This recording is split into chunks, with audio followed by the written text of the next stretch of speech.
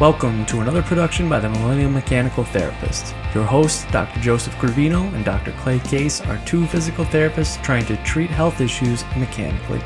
Listen further for patient cases, guest videos, advantages and disadvantages of the way they practice, and much more. Thanks for tuning in today. Check us out on YouTube, Facebook, and at our website. We hope that you learn a lot from watching this video and you come back for more.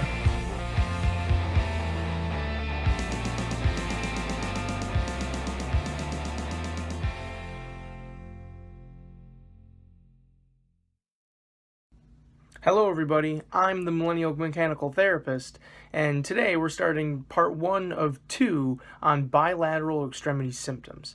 We're going to talk about why mechanical diagnosis and therapy, or being a mechanically minded individual when treating patients, is really a good thing if you have someone who walks in your office who has problems in both upper extremities, problems in both lower extremities, etc. So we're going to start on a case of an individual who came to my office the other day with bilateral anterior knee pain.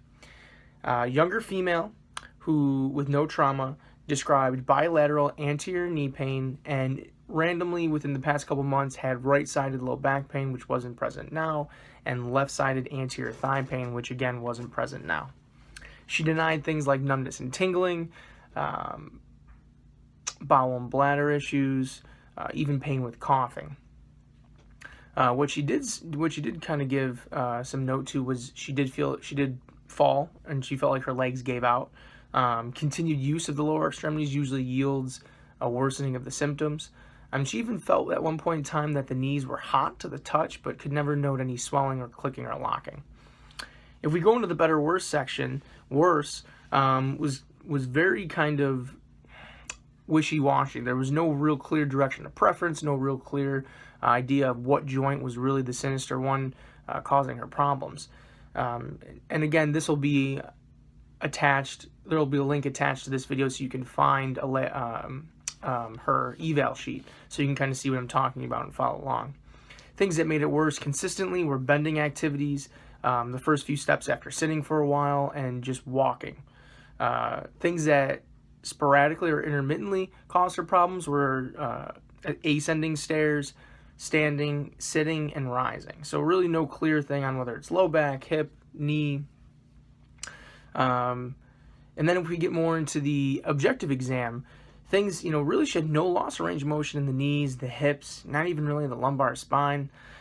She had pain with resisted knee flexion bilaterally and when end range with overpressure bilaterally.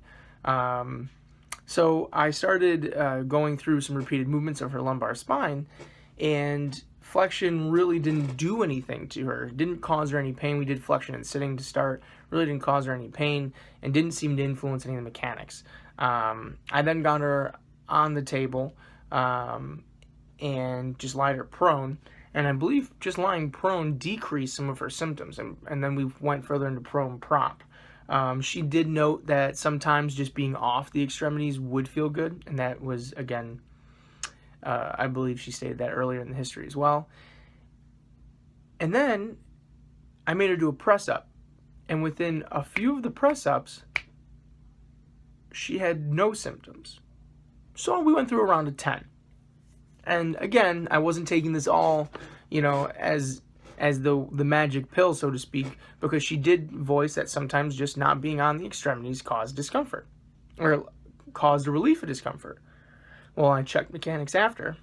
No pain with resisted knee flexion bilaterally, and no pain with with overpressure and end range flexion for the knees bilaterally. She didn't even experience any centralization pain, which was interesting. So we went through this a couple times, and then I had her get up around the clinic, walk around, and she said that she hasn't felt that good walking in a long time. That is awesome. Awesome. This poor girl was dealing with anterior knee pain, same knee pain on both sides, and yet all she needed was a little bit of repeated movements into end range extension of her lumbar spine. One, awesome that we found that for her. 2, it blows my mind that other medical professionals aren't looking into this, that the MD, that someone is not paying attention to this. This poor girl has gone over a year or so, whether it be through monetary situations, insurance situations, whatever. She went a year with anterior knee pain that was getting worse. And yet all she needed to do was pay attention to her spine and have someone who listened to her and would give her the time to put her through a mechanical evaluation. That's truly all she needed, was a mechanical evaluation and someone mechanically minded to look at her. Would she be okay if someone just simply treated her knees? Time frame wise, probably not. She probably would have gotten worse. Who knows? If she went a year or so with dealing with this, if she would have came in and we would have just did some knee strengthening, some stretching, some modalities, who knows? She could have gotten, maybe, natural history of low back pain already should have gotten better by now. So I would assume she would just keep getting worse. And I'm glad she landed on my doorstep. Not to say that I'm phenomenal and that, no one else would have been able to figure this out. This was easy as can be. I simply just had her do extension.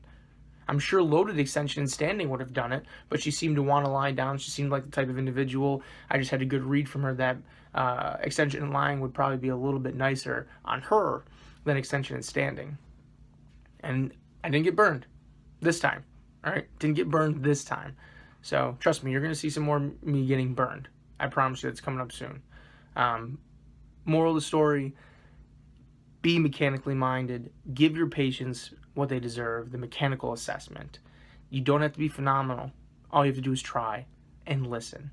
Robin McKenzie just listened. That's how the McKenzie system became to be itself. He listened to his patients. He listened to them and then followed them and just wrote it down. And man, after 50 odd years, now you have a system which thousands of clinicians are using around the world. That is beautiful. Listen to your patients, move your patients, do the best you can for them. Don't be afraid about bilateral extremity symptoms. Don't be afraid when you see a physician's script that says bilateral greater trochanteric bursitis. How common is it to have bursitis, the exact same pain presentation in both hips? In my mind, it's not, unless proven otherwise. Treat everyone that way, my friends. Until next time, follow us on Twitter, Facebook, Instagram. Go to our webpage. Send us a message. We'd love to hear from you. Thank you for joining with me again for another time. Stay tuned for part 2 when we talk about a bilateral upper extremity pain patient, and we'll talk about what happened with him. Don't think it's just going to be easy and it's just going to be the spine. Move your patients early, move them often, and move them to end range, my friends, because that's where the magic happens. Until next time, I thank you.